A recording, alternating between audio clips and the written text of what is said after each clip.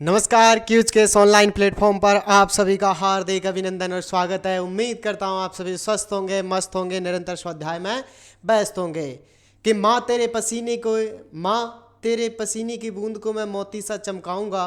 तू सपने बड़े देखना, पूरा करके तेरा शेर शेरनी दिखलाएगा। इसी मोटिवेशनल लाइन के साथ में आप पीछे देख सकते हो, आज हम बात करने वाले हैं स्कूल व्याख्याता को लेकर के, स्कूल व्याख्याता भर्ती 2024 को लेकर के, जिसके अंदर हम जानेंगे एग्जाम डेट संभावित कितनी रह सकती है, पद कितने आ सकते हैं, योग्यताएं क्या क्या रहने वाली हैं और कौन इसके लिए योग्य है, कितना समय मिलेगा, 40% क्या है उसको भी हम बेहतर तरीके से समझने वाले हैं। ठीक है, तो आप सभी इस सेशन पर बने रहें लगातार और आप सभी के बीच में मैं ये जानकारियां उपलब्ध करवाने जा रहा हूं। ठीक है, तो चलिए करते हैं हम सेशन की शुरुआत। आज हम बात करने वाले हैं स्कूल व्याख्याता भर्ती 2024 को लेकर के, और आज हम जो बात करेंगे थोड़ा सा सिलेबस देखेंगे हम जीके एंड एजुकेशन साइकोलॉजी का। ठीक है, तो चलिए देखते हैं हम क्या है आज की इस जानकारी के लिए।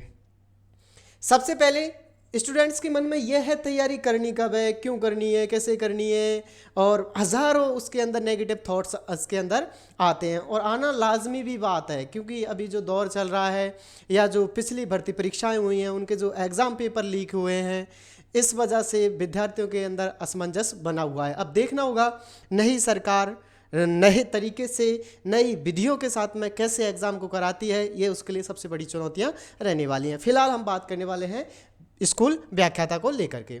अब बात करूं मैं, अभी हाल ही में आपने एग्ज़ाम की कटिंग देखी होगी जिसके अंदर ये दर्शाया गया था कि जो रिक्त पद हैं उनको बताया गया था। वहीं 100 दिन की जो कार्य योजना थी, ठीक है, उसके अंदर पूछा गया था कि आपके स्कूल के अंदर जितने भी खाली पद हैं, रिक्त पद हैं, उनकी आप अभ्यर्थना बोर्ड को भेजोगे, वो भी 30 दिन के अंदर। उस हिसाब पर ये आपका शेड्यूल बनाया गया है या रूपरेखा बनाई गई है। देखिए, बात करते हैं नोटिफिकेशन। संभावित जो नोटिफिकेशन है आपकी मार्च अप्रैल तक, हाईएस्ट है ये मार्च अप्रैल तक। वैसे आपकी फरवरी तक आ जानी, फरवरी मार्च तक ही आ जानी चाहिए, फिर भी हम एक महीना एक्स्ट्रा मानकर चलते हैं तो मान सकते हैं कि मार्च अप्रैल तक आ जाएगी। फिर उस हिसाब से अगर डेट, क्योंकि 4-5 महीने कोई सा भी बोर्ड हो 4-5 महीने अवश्य देता है तैयारी के लिए, तो हम उस हिसाब से हम नवंबर दिसंबर, और ये लास्ट है संभावित क्या, किसका, संभावित की ये लास्ट तिथि होने वाली है कि अब तो एग्ज़ाम करा देगी, यानी कि लास्ट 24 तक आपका एग्ज़ाम हो जाना चाहिए। ये उम्मीद है बोर्ड के साथ, क्योंकि जिस तरीके से उसने कार्य योजना भेजी है उस हिसाब से ये फिक्स है। ठीक है, अब पोस्टों की बात कर लेते हैं। तो वैसे तो हमारे शिक्षा विभाग के अंदर बहुत बड़ी वैकेंसियां खाली चल रही हैं वर्तमान के अंदर, पर हम मान के चलते हैं कि 7 से 8 हज़ार, और जबकि 9-10 हज़ार भी, 11 हज़ार तक भी कोई अतिशयोक्ति नहीं है, यानी कि 7 से 8 हज़ार लेकर के तो हम मिनिमम चल रहे हैं। इतनी वैकेंसियां तो आने ही वाली हैं, ठीक है ना, और बस 6 महीने की तैयारी और सिलेक्शन होगा सब पर भारी। अब आगे बात करते हैं हम थोड़ी सी, और ये सबसे बड़ा स्टूडेंट के मन में खौफ रहता है कि आखिर ये 40% वेटेज क्या है, 40% क्राइटेरिया क्या है। आज उसको अच्छे तरीके से समझेंगे। ठीक है, 40%, तो 40% का मतलब ये है कि आप जो पहला पेपर दे रहे हो, और पहला पेपर होने वाला है आपका जीके का। सेकंड पेपर जो आप दे रहे हो, सब्जेक्ट से आपका कौन सा सब्जेक्ट है जिसके साथ आप स्कूल व्याख्याता बनना चाहते हो, लेक्चरर बनना चाहते हो, वो कौन सा है, ठीक है ना, उसको 2 पेपर होंगे। ठीक है, तो आपका पहला पेपर जीके से संबंधित, दूसरा विषय से संबंधित। मैं बात करूं, अगर हम 40% देखते हैं, 60 अंक, वैसे देखिए हम यहाँ बात करते हैं तो यहाँ पर 75 क्वेश्चंस पूछे जाते हैं, ठीक है ना, और 75 × 2 यानी कि आपके 150 मार्क्स यहाँ पर अर्जित करने होते हैं। ठीक है, 150 मार्क्स और 75 क्वेश्चंस पूछे जाएंगे। 75 क्वेश्चंस में से आपके बात करूं मैं 30 क्वेश्चंस आपके क्या होने चाहिए, सही होने चाहिए, तो आप 40% का क्राइटेरिया पार कर जाओगे। कहने का मतलब ये है कि 40% हमें बनानी है पहले पेपर के अंदर, तो हम सेकंड पेपर के लिए एलिजिबल हैं। एलिजिबल का मतलब ये है कि हम उसमें अगर सिलेक्शन होता है तो हम नियुक्ति के पात्र हो जाएंगे। अगर 40% का क्राइटेरिया पास नहीं होता है तो नियुक्ति चाहे सेकंड पेपर में आपके 150 में से 150 सही हो जाएं फिर भी आपका सिलेक्शन नहीं होने वाला है। तो इस चीज़ को ध्यान में रखें, पहला पेपर बहुत ही महत्वपूर्ण है। और लीड के लिए हमेशा कह दूं मैं, लीड के लिए, क्योंकि सब्जेक्ट सभी की मजबूत होती हैं, सब्जेक्ट पढ़ रहा है तो मतलब उसकी मजबूत होगी। और जिन बच्चों के अंदर क्या बोलते हैं वो प्रतियोगिता होती है, ठीक है ना, यानी कि उनके बीच में जब कंपटीशन होता है तो उसमें लीड कराने के लिए आपको यही क्वेश्चन सबसे अधिक मायने रखते हैं, ठीक है ना। तो यहाँ पर आपको बढ़त बनानी होगी, तब जाकर सेकंड पेपर आपके लिए थोड़ा सा इजी हो जाएगा और पहला पेपर अच्छा जाएगा। सेकंड पेपर में तो ऑटोमेटिक ही अपनी मानसिकता अच्छी हो जाएगी। उस हिसाब से क्वेश्चन की बात करें, अंक की बात करें, तो आपको 150 में से कितने लाने होंगे, 150 अंक में से आपको लाने होंगे 60 अंक। फिर आप पहले पेपर के साथ एलिजिबल हो जाते हो नियुक्ति के लिए भी, ठीक है। सेकंड पेपर की बात करूं, सेकंड पेपर में आपको 120 अंक लाने हैं। अब आप कब कितने में से, 300 से, ठीक है ना। और 60 प्रश्न यानी 150 से, 150 क्वेश्चन से आपको 60 प्रश्न सही करने होंगे, तब जाकर के ये 40% का क्राइटेरिया पार होगा। देखिए कट ऑफ कितनी जाती है ये बात अलग है, लेकिन कभी कभी अभी आपने देखा होगा सेकंड ग्रेड में जो ओबीसी था उसके किसी भी बच्चे की पहले और सेकंड पेपर में 40% का क्राइटेरिया पार नहीं हुआ था। तो ये एक मेजर इशूज़ है, ठीक है। इसको ध्यान में रखना होगा आप सभी को कि ये एक बहुत बड़ा मुद्दा है। पहले पेपर और सेकंड पेपर का दोनों के अंदर ही आपके 40% का वेटेज पास होना चाहिए, ठीक है ना। फिर कट ऑफ कितनी जाती है वो बात अलग है, ठीक है ना। तो 40% का दायरा ये होता है, ठीक है। आपने इसको अच्छे से समझा होगा। आगे बात करूँ मैं एग्जाम पैटर्न को लेकर के, ठीक है ना। तो पेपर फर्स्ट जो आपका 75 क्वेश्चंस का है और 150 अंक के लिए होने वाला है। पेपर सेकंड जो आपकी सब्जेक्ट से होने वाला है 150 क्वेश्चंस का होगा और 300 अंक के लिए होगा, यानी कि आपकी 450 से मेरिट का निर्धारण किया जाएगा, 450 अंकों से, ठीक है। नकारात्मक एंड नेगेटिव मार्किंग की बात करूं 1/3 जो सभी के अंदर रखी जाती है। पासिंग मार्क्स, न्यूनतम जो पासिंग मार्क है वो आपको 40% होना चाहिए पहले और दूसरे पेपर में, तो ही आप नियुक्ति के पात्र होते हैं, ठीक है। आगे मैं थोड़ी सी और बात करूं टाइम को लेकर, तो पहला पेपर जब आप दोगे तो उसके लिए आपको 90 मिनट यानी 1.5 घंटे का समय दिया जाएगा। सेकेंड पेपर की बात करूं तो इसके लिए आपको 3 घंटे मिलेंगे। 3 घंटे में 150 क्वेश्चन करने हैं, इधर 90 मिनट में आपको 75 क्वेश्चन सॉल्व करने होंगे, ठीक है। ये तो हो गई मेजर बातें। आयु की बात करें तो 21 से 40 वर्ष, और जो आपके SC ST OBC EWS इनके लिए और जो निर्धारित आयु सीमा है वो अलग अलग है, ठीक है ना। तो इसकी बात करूं मैं 1 जनवरी 2023 से ये गिनी जानी है। आगे योग्यता की बात करते हैं, आखिर कौन कौन एलिजिबल है इसके लिए, ठीक है ना। तो एलिजिबल की जब हम बात करते हैं तो क्या आपके पीजी यानी स्नातकोत्तर में आपको पास होना है। कोई कोई कहता है कि परसेंटेज, तो बिल्कुल परसेंटेज यहाँ पर कोई मायने नहीं रखती है, सिर्फ आपको पीजी में पास होना चाहिए, चाहे आप बाय ग्रेस पास हुए हो, कैसे भी पास हुए हो, बस पीजी पास होना चाहिए, ठीक है। साथ में आपके बीएड और पीजी यानी कि आपकी एमए और बीएड कंप्लीट होनी चाहिए। पीजी के विषय में, जिस विषय में आप फर्स्ट ग्रेड का एग्ज़ाम दे रहे हो उस विषय में आपके पीजी यानी मैं कहूँ एमए में वो सब्जेक्ट होना क्या है, आवश्यक है। अब कैसे, जैसे किसी ने बीएससी किया है, बीएससी के बाद में अगर उसने ज्योग्राफी से अगर एमए कर लिया है तो वो ज्योग्राफी से अगर देता है तो वो किसके लिए, इसके लिए एलिजिबल होगा, किसके लिए, आपके फर्स्ट ग्रेड के लिए। समझ में आया। यानी कि आपके एमए में या पीजी में मैं कहूँ आपके वो सब्जेक्ट होना चाहिए जिससे आप स्कूल व्याख्याता बनना चाहते हो, ठीक है ना। तो पासिंग आवश्यक है और उसके लिए कोई परसेंटेज मायने नहीं रखता। बीएड एमए दोनों होनी चाहिए। पीजी विषय, जिस विषय में आप फर्स्ट ग्रेड का एग्ज़ाम देना चाहते हो उसमें आपकी एमए या पीजी कंप्लीट होनी चाहिए, ठीक है ना। तो ये तो ही हो जाती है योग्यताओं को लेकर के बात, ठीक है। अब नियुक्ति की बात करता हूँ, तो नियुक्ति के लिए देखो फर्स्ट ग्रेड का एग्ज़ाम आपको निकालना होगा, उसके बिना तो नियुक्ति होती नहीं, ठीक है ना। तब तक आपके क्या हो जाना चाहिए, आपका पीजी और बीएड है वो पूर्ण हो जाना चाहिए आपके नियुक्ति तक। नियुक्ति के समय तक आपका एमए जो अपेयरिंग में है वो कंप्लीट हो जाना चाहिए। अगर नहीं होता है तो आप नियुक्ति के पात्र नहीं होंगे। और कई से केस देखे भी हैं जिसमें सिलेक्शन हो जाता है, लेकिन सेकंड ईयर का रिजल्ट नहीं आने के कारण, सेकंड ईयर का रिजल्ट घोषित नहीं होने के कारण उनका सिलेक्शन रुक जाता है। ठीक है, तो इतना याद रखना। अब कौन दे सकता है? ठीक है, तो हालांकि दे तो सकते हैं, जो प्रीवियस ईयर भी चल रहा है वो भी दे सकते हैं, लेकिन जो निर्धारित है फॉर्म भरे जाने तक आपका प्रीवियस ईयर का क्या हो जाना चाहिए? रिजल्ट आ जाना चाहिए। फॉर्म भरे जाने तक आपका प्रीवियस ईयर का रिजल्ट आ जाना चाहिए, तो आप इसके लिए दे सकते हो। ठीक है ना, समझ में आया? यहाँ तक नियुक्ति के लिए कौन पात्र होंगे और कौन दे सकता है। आगे बात करूँ मैं थोड़ी सी आप सिलेबस को लेकर के बात करूँगा मैं। यहाँ पर हिंदी में भी है और इंग्लिश में भी सिलेबस है। ठीक है ना, मैं हिंदी में समझाने का प्रयत्न करूँगा, उसके बाद में आप इंग्लिश में भी देख सकते हो। ठीक है ना, इंग्लिश में भी मैं आपको दिखा दूंगा, इंग्लिश में भी है और अपने पास हिंदी में भी है, दोनों में हम बात करेंगे। ठीक है, सबसे पहले मैं हिंदी में बात कर लेता हूँ। ठीक है ना, और इंग्लिश वाले हैं वो इंग्लिश में भी देख सकते हैं।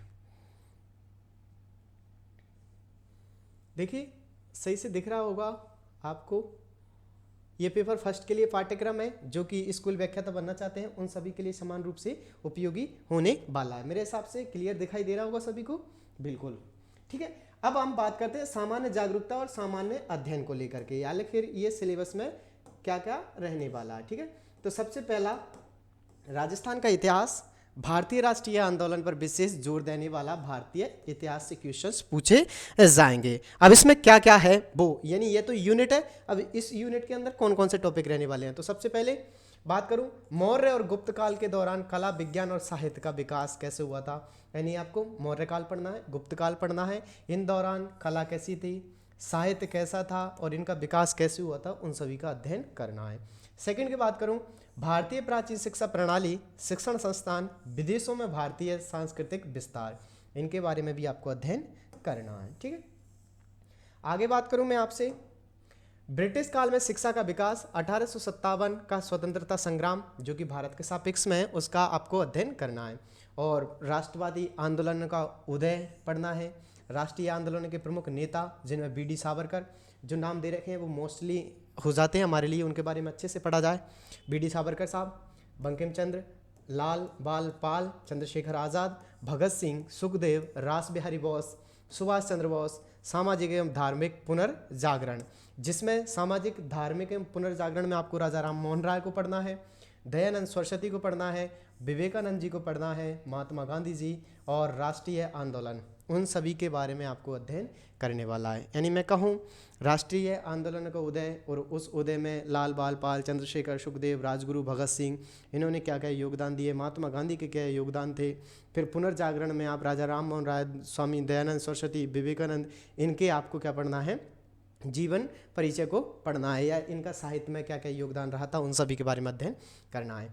आगे आपका 1857 का स्वतंत्रता संग्राम, राजस्थान के संदर्भ में पढ़ना है आपको, और राजस्थान से ही पढ़ने हैं आपको किसान और मजदूर आंदोलन। ठीक है ना, फिर विजय सिंह पथिक को पढ़ना है। ठीक है ना, बिजोलिया के बारे में आप सभी ने सुना होगा, भारत का ही सबसे बड़ा अहिंसात्मक आंदोलन जो 1897 से चलता है आपके 1841 तक। ठीक है ना, सबसे अधिक समय अवधि तक अहिंसात्मक चलने वाला आंदोलन। अर्जुन लाल सेठी के बारे में पढ़ना है, केसरी सिंह और जोरावर सिंह बाहरट, जो कि राजस्थान का एकमात्र ऐसा परिवार है जिसने सर्वस्व परिवार ने अपने आप को स्वतंत्रता संग्राम में झोंक दिया था। शिवाजी और मराठा स्वराज के बारे में पढ़ना है, महाराज शिवाजी के बारे में पढ़ना है, 7 से लेकर 12वीं शताब्दी के दौरान जो राजपूत राजनीति रही है उसके बारे में, और समाज और संस्कृति के बारे में अध्ययन करना होगा। ठीक है, आगे बात करूं मैं, ये हमारे सिर्फ जीके से चल रहा है अभी, और जीके के कुछ टॉपिक्स और हैं, उसके बाद में नेक्स्ट सब्जेक्ट। भक्ति आंदोलनों को पढ़ना है, सांस्कृतिक संश्लेषण, मुगल काल के दौरान शिक्षा को पढ़ना है, भाषा पढ़नी है आपको, साहित्य पढ़ना है, कला और वास्तुकला का विकास पढ़ना है, महाराणा प्रताप पढ़ना है, मुगलों से संघर्ष पढ़ने हैं, मुगलों से कौन कौन से संघर्ष हुए थे उन सभी के बारे में अध्ययन करना है। यानी राजस्थान में भक्ति आंदोलन को अच्छे से पढ़ना है, सांस्कृतिक संश्लेषण, मुगल काल के दौरान शिक्षाएं कैसी थी उनके बारे में अध्ययन करना है, भाषा साहित्य, राजस्थान का भाषा साहित्य के बारे में जानना है, कला यानी कि जो हमारे आर्किटेक्ट्स हैं उनके बारे में जानना है, किले, प्लेसेस और हमारी अन्य धरोहरों के बारे में, वास्तुकला के विकास में, और महाराणा प्रताप का मुगलों से संघर्ष के बारे में अध्ययन करना है। आगे बात करूं मैं, मानसिक योग्यता परीक्षण, यानी कि आपकी जो मेंटल एबिलिटी है उसके बारे में, उसके कौन कौन से टॉपिक्स रहने वाले हैं। ठीक है ना, तो उसकी बात करूं मैं सबसे पहले, सादृश्य, श्रृंखला पूर्णता, कोडिंग डिकोडिंग, रक्त संबंध, ब्लड रिलेशंस, ठीक है ना, कोडिंग डिकोडिंग, श्रृंखला पूर्णता, सादृश्यता एनालिसिस, तार्किक बैन आरेख, वर्णमाला परीक्षण, संख्या रैंकिंग, संख्या रैंकिंग नीचे से 7वां है, ऊपर से 8वां है, ये वाला, ठीक है ना। रक्त संबंध में जीजा ताऊ फूफा के वगैरह का लड़का लड़की कौन है। कोडिंग डिकोडिंग में ए को हमने 4 कहा है तो इस प्रकार से बी को हम 8 कहते हैं और सी को फिर क्या कहेंगे वगैरह वगैरह, ठीक है ना। और फिर मैं बात करूँ बैन आरेख बनाना है, आलू के अंदर सब्जी के अंदर कुछ भी, ठीक है ना। और फिर इसके बाद में समय अनुक्रम परीक्षण करना है, ठीक है ना। गणितीय संचालन है, अंक गणितीय तर्क है, डेटा व्याख्या है, डेटा पर्याप्तता है, क्यूब्स है, पासा है, अनुक्रमों और त्रिकोणों का निर्माण करना है। और ये माध्यमिक स्तर की सांख्यिकी को आपको पढ़ना है, जिसके अंदर डेटा संग्रहण, डेटा की प्रस्तुति, डेटा का ग्राफिकल प्रतिनिधित्व, केंद्रीय प्रवृत्ति के उपाय, माध्य, मोड, अवर्गीकृत, समूहकृत डेटा का माध्यमिक, ठीक है ना। नेक्स्ट हम बात करें, अभी तक हमने जीके और अपनी मेंटल एबिलिटी को देख लिया है। आगे हम बात करते हैं नेक्स्ट, और नेक्स्ट सब्जेक्ट है हमारे पास में गणित। और गणित आपसे पूछी जानी है माध्यमिक स्तर की। कौन सी पूछी जानी है? माध्यमिक स्तर की, ठीक। और माध्यमिक स्तर की गणित में पूछा जाना है आपको प्राकृतिक, तर्क संगत और अपरिमेय संख्याएं, वास्तविक संख्याएं और उनके दशमलव विस्तार, वास्तविक संख्याओं पर संक्रियाएं, वास्तविक संख्याओं के लिए घातांक के नियम, तर्क संगत संज्ञाएं, उनके दशमलव विस्तार, एक बहुपद के शून्यक, एक बहुपद के शून्यकों को और गुणांकों के बीच के संबंध को पढ़ना है, बहुपदों के लिए विभाजन, एल्गोरिथम, दो चरों में रैखिक समीकरण, युग्मों को हल करने की बीजगणितीय विधियाँ, ये आपको किसके अंदर? मैथ्स के अंदर पढ़ना है। अभी हम इससे पहले देख करके आए थे मेंटल एबिलिटी को, जिसके कोडिंग डिकोडिंग, ब्लड रिलेशन और एनालिसिस ये मेजर टॉपिक थे, ठीक है ना। अब हमने अभी तक जीके, मेंटल एबिलिटी और मैथ्स तीनों को देख लिया। नेक्स्ट सब्जेक्ट है हमारे पास में, अभी थोड़ा सा मैथ्स और बचा हुआ है, जिसके अंदर माप, एक घनाभ और एक घन का पृष्ठीय क्षेत्रफल, लंब वृत्तीय बेलन, लंब वृत्तीय शंकु, घनाभ, बेलन, लंब वृत्तीय, ठीक है ना। आयतन, ठोसों के संयोजकों का सतह, आयतन, ठीक है ना। आकार, रूपांतरण, ये सभी के सभी मैथ्स के अंदर होने वाले हैं। नेक्स्ट सब्जेक्ट है हमारा भाषा क्षमता परीक्षण, हिंदी और अंग्रेजी, यानी 2 लैंग्वेज हैं हमारे पास में, हिंदी और इंग्लिश, ठीक है ना। इनके बारे में पढ़ना है। मैं बात करूँ हिंदी, सामान्य हिंदी पूछी जाएगी आपसे। सामान्य हिंदी में क्या है? संधि पूछी जानी है, संधि विच्छेद पूछे जाने हैं, उपसर्ग पूछा जाना है, प्रत्यय पूछे जाने हैं। आगे आपको विलोम शब्द पूछे जाने हैं, ठीक है ना। अनेकार्थ शब्द पूछे जाने हैं, शब्द युगम पूछे जाने हैं, शब्द शुद्धि है, अशुद्ध शब्दों का शुद्धिकरण है, ठीक है ना। वाक्य शुद्धि है, अशुद्ध वाक्यों का शुद्धिकरण और वाक्य शुद्धि का कारण, क्रिया पढ़नी है, सकर्मक और अकर्मक क्रियाओं के बारे में जानना है। फिर मैं बात करूं अंग्रेजी शब्दावली, तकनीकी शब्दों के पर्यायवाची हिंदी अर्थ, यानी कोई शब्द इंग्लिश में दिया हुआ है वर्जन, उसको आपको हिंदी में रूपांतरण करके बताना है कि उसका मतलब क्या होता है, ठीक है। आगे बात करूं मैं इंग्लिश को लेकर के, किसको? इंग्लिश को। देखिए कितनी सब्जेक्ट होंगी? जीके, मेंटल, मैथ्स और हमारी हिंदी, ठीक।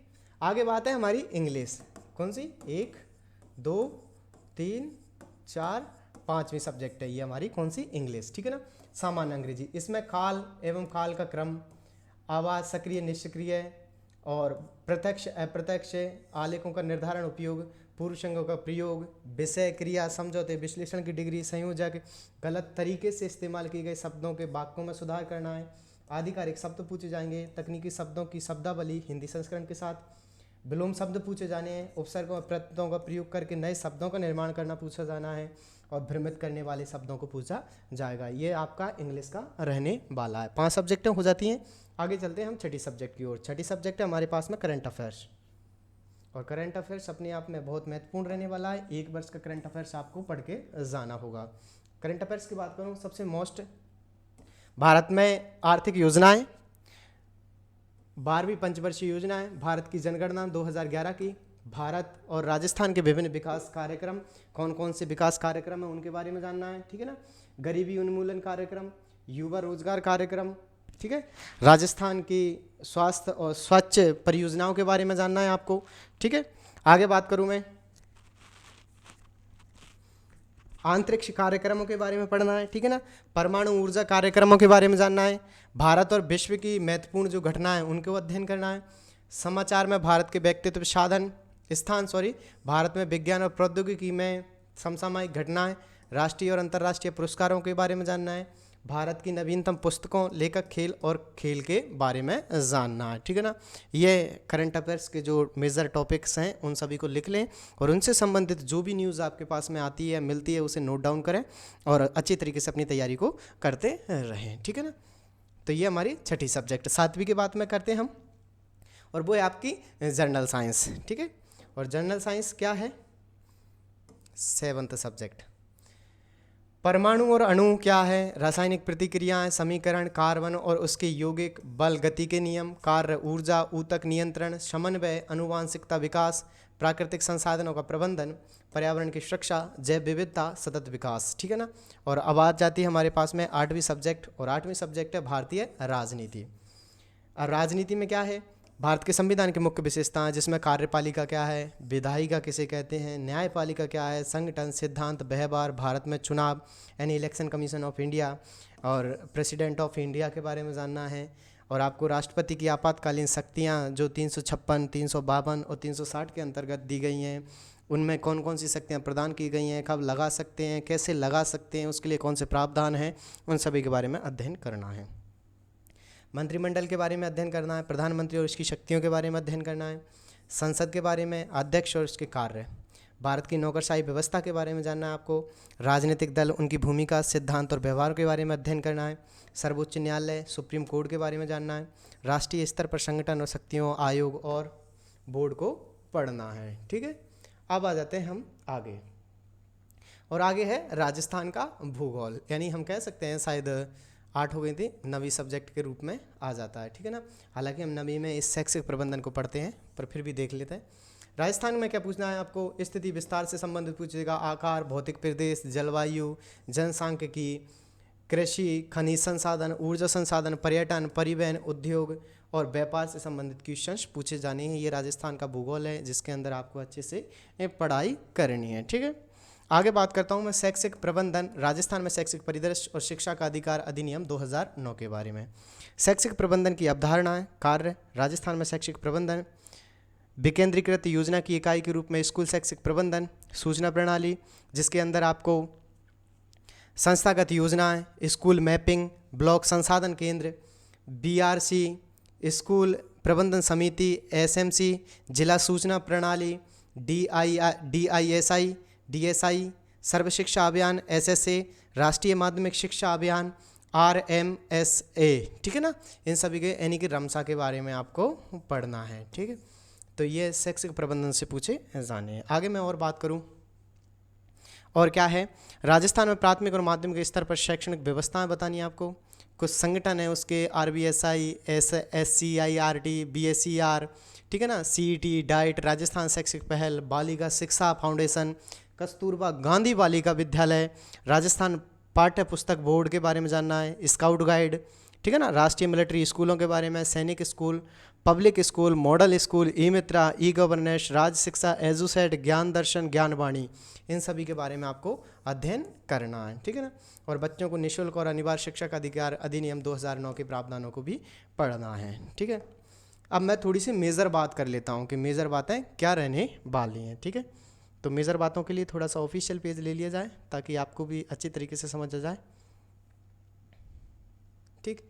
तो मेजर बातें ये रहने वाली हैं, scheme of examination, history of Rajasthan and Indian history with special Mphasis on India national movements, यानी कि आपके इतिहास राजस्थान और भारत का, और आपके जो राष्ट्रीय आंदोलन हैं उनसे संबंधित आपके क्वेश्चन पूछे जाने हैं। कितने? 15, और टोटल मार्क्स कितने हो जाएंगे हमारे पास में? 30, ठीक। सेकंड की बात करूं, मेंटल एबिलिटी टेस्ट होगा आपका, और सेकेंडरी लेवल का स्टैटिक्स होगी, मैथमेटिक्स होगा सेकेंडरी लेवल का, लैंग्वेज एबिलिटी टेस्ट होगा, हिंदी और इंग्लिश, और इन सभी का क्राइटेरिया आपका है 20 क्वेश्चन का, और नंबर होने वाले हैं 40, जिसके अंदर आपको मानसिक योग्यता परीक्षण, मेंटल एबिलिटी पढ़नी है, रीजनिंग, ठीक है। आगे आपको मैथ्स पढ़ना है, हिंदी, इंग्लिश, ठीक है ना। 4 सब्जेक्ट हैं, 40 नंबर, ठीक। करंट अफेयर्स अकेला 10 क्वेश्चंस का है, 20 नंबर का। जनरल साइंस सामान्य विज्ञान, भारतीय राजनीति, ज्योग्राफी ऑफ राजस्थान, 3 सब्जेक्टों के 15 क्वेश्चंस आने वाले हैं 30 नंबर के। आगे बात करूं मैं एजुकेशनल मैनेजमेंट और educational scenario in Rajasthan, right to education act, इन सभी के आने वाले हैं 15 क्वेश्चन और ये होने वाले हैं 30 के, ठीक है ना। तो मेजर जो यूनिट्स हैं हमारे पास में, एक तो general science, Indian polity, geography of Rajasthan 30 number का ये और 30 नंबर का ये है, ठीक है ना। तो इस तरीके से, और एक रहने वाला है आपका ये जो 4 सब्जेक्ट हैं उनका, ठीक है ना। तो ये जो 75 क्वेश्चंस होने वाले हैं आपके 150 नंबर के, उसकी मैंने या हम कहें मेजर टॉपिक्स हैं, इनसे संबंधित क्वेश्चंस या इनसे सब टॉपिक से क्वेश्चंस पूछे जाने हैं, ठीक है ना। आगे देखिए, नेगेटिव मार्किंग की मैंने बात कर ली है आपके, for every wrong answer 1/3, 1/3 negative marking रखी गई है, ठीक है ना। और मल्टीपल चॉइस के क्वेश्चंस होने वाले हैं, यानी कि बहुविकल्पात्मक, ठीक है ना, ये क्वेश्चंस होने वाले हैं। और आपके particular question shall be deducted, explanation, wrong answer shall mean be incorrect answer of the multiple answer, duration of the paper shall will be 1 hour 13 minute, ठीक है ना। और एक और जो महत्वपूर्ण सूचना है वो ये है, ये इंग्लिश में, अगर कोई इंग्लिश वाला हो तो वो स्क्रीनशॉट ले सकता है या फिर इसे आपको उपलब्ध करवा दिया जाएगा टेलीग्राम चैनल पर, ठीक है। आप स्क्रीनशॉट लेना चाहो तो ले सकते हो, ठीक है ना, या फिर टेलीग्राम चैनल पर मिल जाएगा। इंग्लिश वालों के लिए ये करंट अफेयर्स है, जनरल साइंस है और इंडियन पॉलिटी है, ठीक है, ज्योग्राफी ऑफ राजस्थान है और educational management, educational scenario in Rajasthan, right to education act 2009 उसके बारे में है, ठीक है। और ये एक जो एग्ज़ाम पैटर्न पर बनाया गया है, देख सकते हो आप, स्कीम ऑफ एग्जामिनेशन, इसके आधार पर क्वेश्चंस पूछे जाने हैं, ठीक है ना। अब सबसे बड़ी बात यह है, क्या है, एक तो कि आज जब हम देखते हैं 5वां गोला, कौन सा गोला, 5वां गोला, इसका भी प्रावधान किया गया है। पहले 4 ही मल्टीपल चॉइसें होती थी, अब क्या है, अगर आप 10% से अधिक, कितना, 10%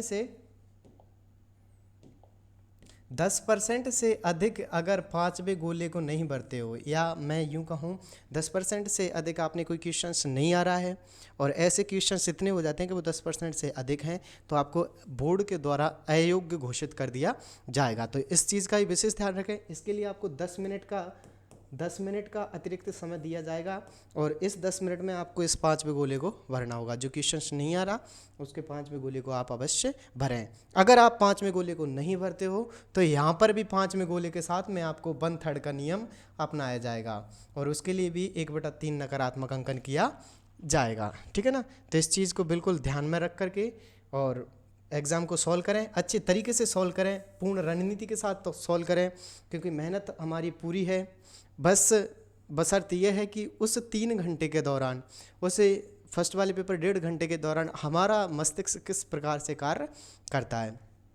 अच्छी सुव्यवस्थित तरीके से मेहनत कीजिए, दिन रात एक कीजिए, ठीक है ना।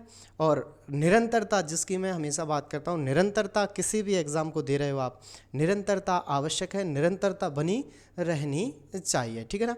आप जिस भी सब्जेक्ट को पढ़ रहे हो उसके पहले तो अच्छे तरीके से नोट्स बनाओ, नोट्स को फिर पढ़ो 5, 10, 15 बार, जितना बार तुम उसको रिवाइज़ कर सकते हो उतनी बार रिवाइज़ करो, ठीक है ना। और रिवाइज़ करने के बाद में उनसे शॉर्ट्स नोट्स बनाओ। लास्ट के मंथ तक जाते जाते हमारे पास में शॉर्ट्स नोट्स हों, उनसे हम 5 या 10 दिन में सिलेबस को पुनः कवर कर सकें, ऐसी रणनीति आपको बनानी होगी, ठीक है ना। अब सबकी रणनीतियाँ अलग अलग होती हैं, हर स्टूडेंट एक रणनीति को लेकर के नहीं चल सकता है। जैसा सूटेबल आपको लगता है, बस कॉन्फिडेंस रखना है कि अब की बार सिलेक्शन के पार, ये कॉन्फिडेंस आपके अंदर होना चाहिए। सबसे बड़ी बात यह है कि 4 दिन पढ़ने के बाद में फिर एंजाइटी, डिप्रेशन और ऐसा लगता है कि क्या ही हो पाएगा मेरा इस भीड़ में। तो उस वक्त अपने आप को थोड़ा सा संयम बरतते रखें, अपने आप पर नियंत्रण रखें कि क्यों नहीं होगा मेरा, बस इसी फैसले और इसी के साथ अडिग रहें। और एक मोटिवेशनल एक मैं लाइन है, इसको लिख लें कि 1 लाख सैलरी पर मंथ, ठीक, और 2 करोड़ रिटायरमेंट, 2 करोड़ रिटायरमेंट। और इसको लिख करके आप जहाँ भी पढ़ रहे हो उसके आगे लगा दें। इससे बड़ा कोई मोटिवेशनल नहीं है, पैसे से बड़ा कोई भी मोटिवेशनल इस दुनिया के अंदर नहीं है जो तुम्हें मोटिवेट कर सके। हालांकि कोई मोटिवेट स्पीकर आपको एक दिन कर सकता है, 2 दिन कर सकता है, लेकिन हमेशा नहीं रख सकता। इसलिए दुनिया में सबसे बड़ा मोटिवेशनल है वो है अपना ये वाला, ठीक है ना। तो इसी के साथ में मैं आज के लिए आपसे लूँगा विदा, और मिलते हैं किसी नए टॉपिक, नई उम्मीद, नई उमंग के साथ में। और आप सभी को बेस्ट विशेज़ इस 2024 में आप सभी का सपना साकार हो, आप अपने माता पिता का सपना साकार करें, आप उनकी जो फ़िक्र है उसे फ़क्र में बदल सकें। तो आज के लिए मैं लूँगा विदा, मिलते हैं किसी नई कक्षा के साथ में। तब तक मुझे दीजिए आज्ञा, इजाज़त। जय हिंद, जय भारत। स्वस्थ रहें, मस्त रहें, निरंतर स्वाध्याय में व्यस्त रहें। और इस बार स्कूल व्याख्याता बनना ही है, ये संकल्प अपने मन में नव वर्ष के साथ में रखें, ठीक है। जय हिंद, जय भारत।